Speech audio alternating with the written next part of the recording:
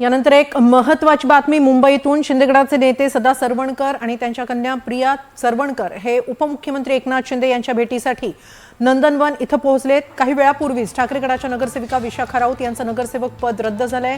त्यांच्या विरोधात प्रिया सरवणकर उभ्या होत्या, त्यामुळेच या भेटीला महत्त्व प्राप्त झालंय। याबाबत अधिक माहिती घेऊया आमचे प्रतिनिधी विशाल पाटील यांच्याकडून। विशाल, काय अधिक माहिती या भेटीबाबत?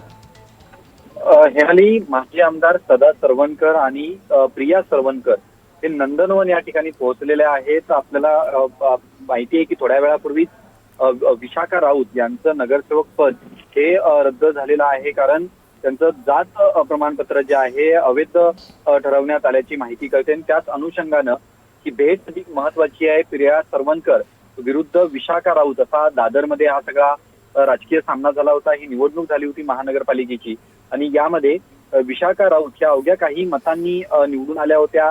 त्यावेळेला सुद्धा अनेक आक्षेप हे प्रिया सरवणकर यांनी घेतले होते। मात्र आता विशाखा राऊत यांचं नगरसेवक पद रद्द केल्यानंतर तात्काळ भेटीसाठी म्हणून सदा सरवणकर, समाधान सरवणकर आणि प्रिया सरवणकर हे नंदनवन या ठिकाणी पोहोचलेले आहेत। त्यामुळे त्या भेटीत नेमकं काय होतं हे पाहणं अधिक महत्वाचं असणार आहे। हिमाली,